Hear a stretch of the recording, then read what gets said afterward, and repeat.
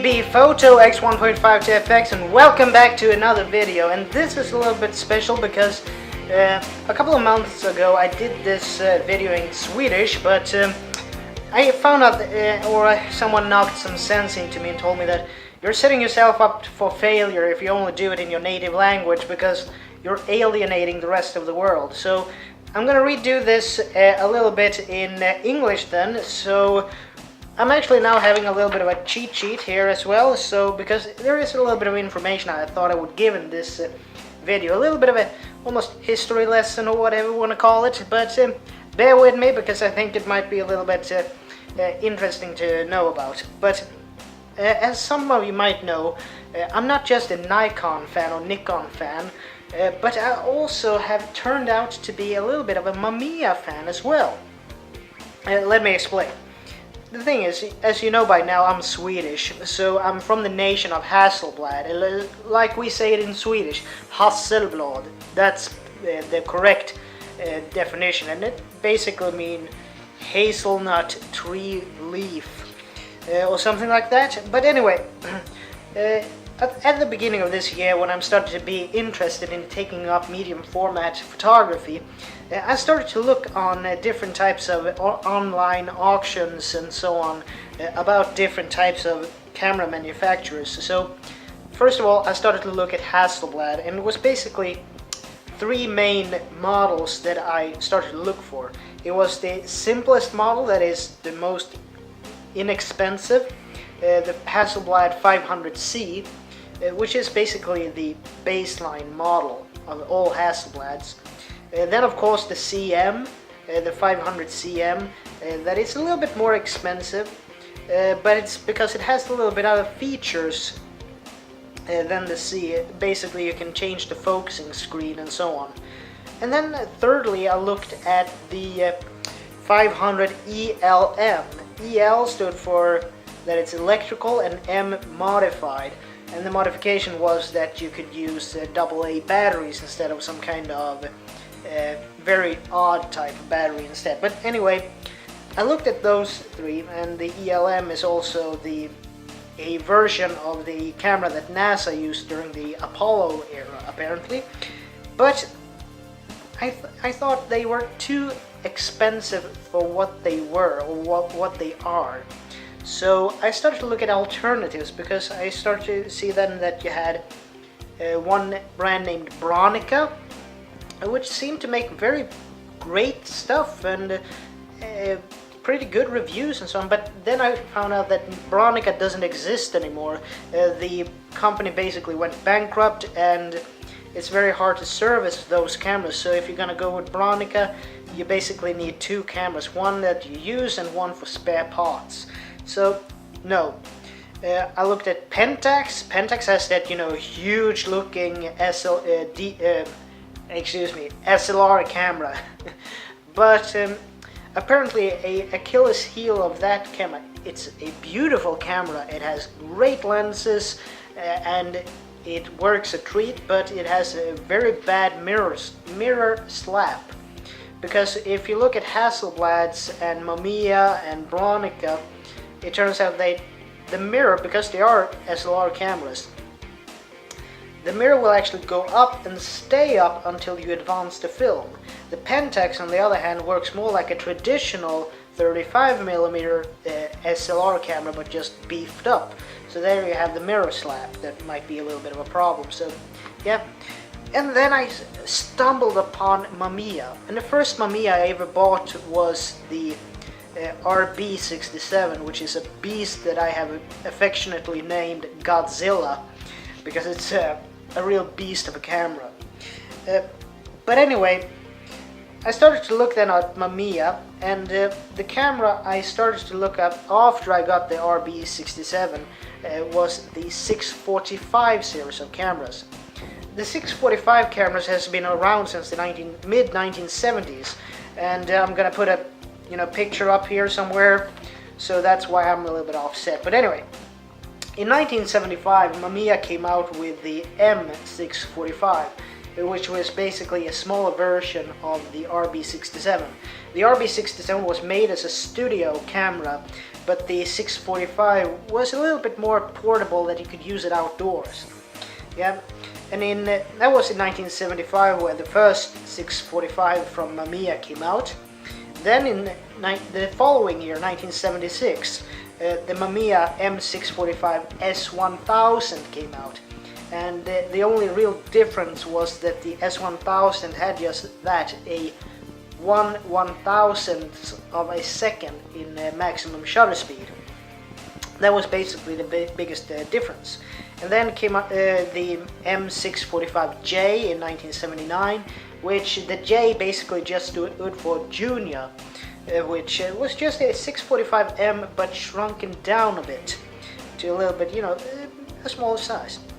And then nothing really significantly happened until 1985 when the 645 Super came out. And the 645 Super is one of the most popular of these, as I've understood. The thing is, the 645 Super is still fully mechanical, so you can use it without, any battery and so on. You can use a battery for metering and so on if you have a prism finder with a meter in it. There are also, like chimney or top hat, waist level finders for the 645 Lano cameras as well. But that was basically the big departure, because the M series, if you're going to put it like that, up until 79, those cameras were, everything was basically very much contained in one unit. The Super was basically the first of the Mamiya 645 where they were very much more modular. For instance, all the cameras before the Super had built-in film canisters. Everything you had to, if you put a film in the camera, you were basically stuck with that for the entire film roll. But the Super was the first where you had interchangeable film backs, so you could use different ISO films in different backs. So that was basically it. That was in 85. And then it actually was not until 1992 when the Mamiya 645 Pro came out. And the real difference between the Super and the Pro was that the Pro was electrical, so now it needs a battery. I mean, up until now, the real difference between the 645 series and the RB series also was, while the RB series and later the RZ series were leaf shutters in the lens themselves, the 645 were focus plane shutters that you had a shutter curtain in the back of the camera. So on the 645 Pro, the focus plane shutter is now electrical instead of electromechanical I should say, instead of purely mechanical. And the 645 Pro has aperture priority. So you can put the camera in a mode where the camera will decide the shutter speed, but you decide the aperture. Yeah. And then later in 1997, the Pro TL came out. The only difference between the Pro and the Pro TL is that the Pro TL has aperture priority with flash metering.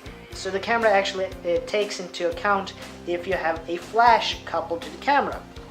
And then in 1999, the first Mamiya 645 AF comes out. It's the first, Mamiya camera that has the 645 Mamiya camera with autofocus. So yeah, that's it. And then they go a little bit a step backwards in a way. During the millennium in 2000, the 645E comes around, and this is a very strange middle ground, because it's this camera is mechanical once again. It has a fixed diopter, pentaprism meter thing on it, but it's all contained. It's like they have done a M645, but now a more plasticky version of it. So that camera is a little bit of the odd one out, in my opinion. And then in 2001, the current generation of AFD, Mamiya 645 AFD comes along, and these are the cameras that are compatible with different form of digital back. So AFD stands for autofocus digital. So that's basically it. So now I think we're up to the third iteration of the AFD cameras. But that's a little bit of the history of Mamiya and the 645 line. And this is my one. This is the 645 Pro, and this is my Mamiya 645 camera. And I thought I got this for a really great price because this camera, I think that the Pro is the best value of the 645s from Mamiya currently.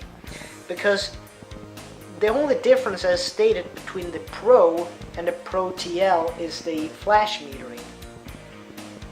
But when I got this camera, I got it with basically this standard lens on it, which is on a 120 film. The 80mm is the standard focal length. That's considered standard or normal focus length. But it's a fast lens as well. This goes to aperture 2.8 and it goes up to 22. And this camera is the first true system camera from Mamiya. I mean, this camera for now has the winder grip on it, the winder grip 2, type 2. I also have this Mamiya wrist strap on it because you can get a lot of different. It has a ton of accessories for this camera, and I thought I got a pretty good deal on this because I bought mine for 3,000 Swedish. So it came with the camera, the manual, really great manual for this camera. This is in Swedish, of course, but it's very easy to understand and very easy to follow all the things in it. I got a different focus screen with it because this camera you can actually change the focus screens on, so you get a little special type of tweezers for decouple the focus screen that is in it and to replace it, but it works. The manual winder, this thing can actually be put in several different, I think it's 6 or 8 positions that you can put it in. I mean, yeah, you can put it in 4 types of 45-degree angles, and I think it's also for 90-degree angles for the body. But what you do is that you basically can just remove the powered grip, and if you want to use it,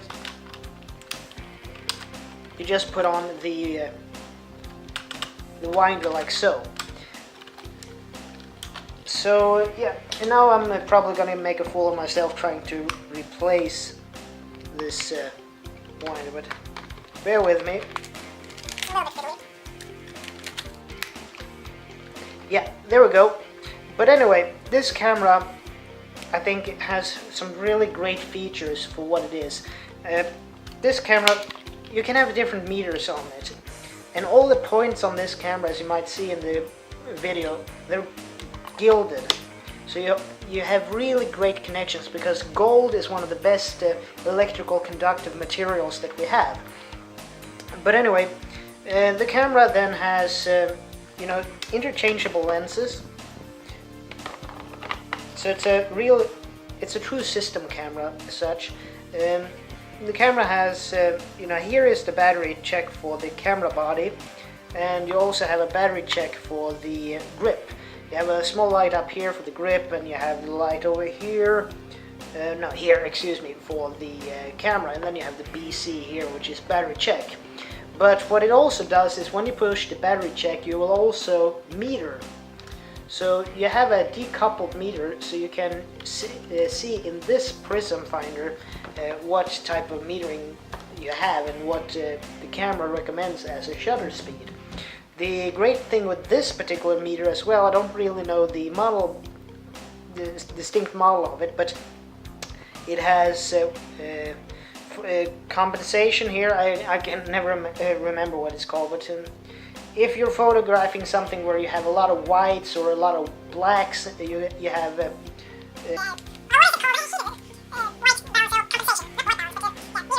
and you actually have three metering modes on this particular prism finder. You have auto, you have average, which is basically AV. On this, I think it's average, and that is on Nikon and some other cameras that would be considered matrix metering. So that's the AV. And then SP, which is spot metering, where you put everything in the center of the image to see where the metering should be for that. Also here you have the shutter speed counter up here, and it goes from bulb mode to 1/1000th of a second, and also you have these two other which is called A and AEL, and those two are the aperture priority modes, where the camera will take the control of the shutter speed, and you as the photographer change the aperture to suit your needs. Also you have on this little side you have the mirror up, and now on the underside of this power grip, but otherwise you have a little key type deal on this side as well, which is for multiple exposures. So this camera can do multiple exposures, and it's a great little system. What other controls do you have? On this side you have the lens release, the optic release, and you have a PC port for flash, and you have a hot shoe for flash. On this side here you have the trigger for the camera itself, and that can be locked so it can't be used. You have the middle position where it's usable, half pressing it will start the meter, and then you have the timer mode. So you have some great features on it, and then you have the film back. On the top of the film back you change the ISO. You have the we can't remove it, but this red thing here is the dark slide, which you can put on the back here, and inside it you have the film unit as such. So, and I'm gonna put a little picture here up in the corner where there's why I became interested in getting this particular type of Mamiya camera. Because as this picture shows, this camera can be fitted with a digital back. So that's a little bit interesting with this particular Mamiya. So yeah, I think that's basically the features on it. And two others. This, if you have the Power Grip 2, you also can open this little here and you have a connector. More about that later. And you also have a connector here. The connector on this side is for if you want to use one of these old school plunger type releases. You can actually use this little connector and put on this camera to do remote releases. But then you take the mirror up. This is if you're going to do a long exposure, or if you have shutter shake and so on. Then you can use the plunger style release and mirror up mode. You can also screw in a plunger release in this shutter button here. So you have some options with this camera. So yeah, I'm gonna put you on the couch for now, and I think we're gonna do a cut here, and we'll see in the next video a little bit about the accessories for this camera. So all in all, this is Tobias Bergstrom from T.B.Photo X1.5 to X, and I would like to see you guys in the next video. Bye.